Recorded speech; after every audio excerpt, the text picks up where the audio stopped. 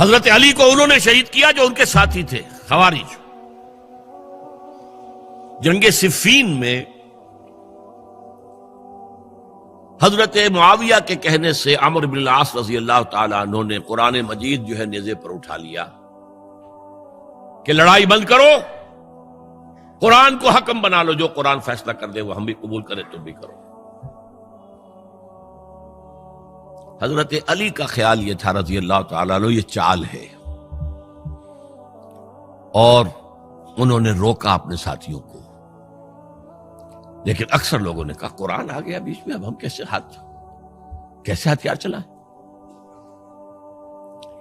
اس میں میرا ذہن جاتا ہے ایک حدیث کی طرف، بڑی اہم حدیث ہے، اور اس کے راوی حضرت علی ہیں۔ حضرت علی فرماتے ہیں کہ حضور نے فرمایا انہا ستکون فتنۃ، ان قریب ایک بہت بڑا فتنہ رونما ہوگا۔ حضرت علی فرماتے ہیں میں نے عرض کیا مل مخرج منہا یا رسول اللہ، اس سے نکلنے کا راستہ کون سا ہوگا؟ فرمایا کتاب اللہ فیہ خبر ما قبلکم ونبأ ما بعدکم وحکم ما بینکم، اس قرآن میں تم سے پہلے لوگوں کی خبریں موجود ہیں، بعد آنے والوں کے حالات موجود ہیں، اور تمہارے درمیان جو اختلافات بھی پیدا ہوں گے ان کا حل موجود ہے۔ تو اب کیسے نہ مانتے ہیں مسلمان؟ قرآن کو حکم بنایا جا رہا۔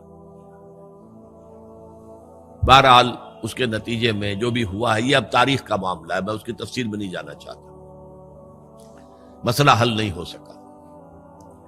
لیکن حضرت علی کی خلافت جو ہے ان کے ہاتھ پر بیعت ہو گئی تھی، وہ چلی، لیکن 4.5 برس سوائے خانہ جنگی کے اور کچھ نہیں ہوا۔ وہ جو قافلہ آگے چل رہا تھا سیل رواں، وہ 1 انچ بھی آگے نہیں بڑھا۔ البتہ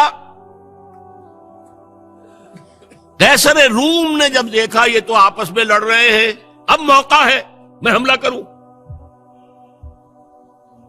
چونکہ وہاں قریب ترین تو حضرت امیر معاویہ بیٹھے ہوئے تھے نا، شام میں، شام سے ملحق تھا نا آگے قیصر۔ حضرت معاویہ نے خط لکھا، او رومی کتے، اگر تو نے دارالاسلام پر حملہ کرنے کی جرت کی تو سن لے کہ علی کی طرف سے لڑنے والوں میں سب سے پہلے معاویہ ہوگا تیرے خلاف، لہذا اس نے جرت نہیں کی۔ بہرحال حضرت علی کو شہید کرنے والے تھے ایکسٹریمسٹ جو خود ان کے اپنے ساتھیوں میں سے تھے۔ انہوں نے کہا وہ کہاں حکم کیوں مانا؟ ان الحکم الا للہ، اللہ کے سوا کسی کا حکم نہیں، قرآن حکم نہیں ہے، کیوں مانا تم نے؟ اور اگر مانا تھا تو اب حکم کے بعد کیوں نہیں مانتے؟ چھوڑ دو خلافت۔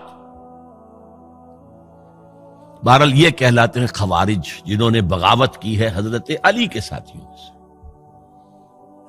ان میں سے 3 نے بیٹھ کے طے کیا کہ یہ 3 جو در حقیقت بڑے شخص ہیں، یہ اس وقت امت جو ہے ان کی وجہ سے اس مشکل میں پڑی، ان تینوں کو قتل کر دو۔ فلاں دن صبح فجر کی نماز کے وقت ایک شخص وہاں جائے گا، ایک شخص وہاں جائے گا، ایک شخص وہاں جائے گا، اور فجر کی نماز میں قتل کر دو۔ ابن ملجم آیا، حضرت علی پر وار کیا، وار کاری ثابت ہوا۔ باقی 2 حضرت معاویہ اور حضرت عمرو بن العاص، ان میں سے ایک تو اس روز فجر میں آئے نہیں کسی وجہ سے، اور دوسرے پر جو وار پڑا وہ اوچھا وار تھا، وہ کاری وار نہیں تھا۔ حضرت علی شہید ہوئے۔ اس کے بعد حضرت حسن کی خلافت ہوئی 6 مہینے، لیکن اب جب جنگ کا معاملہ ہوا تو حضرت حسن نے 10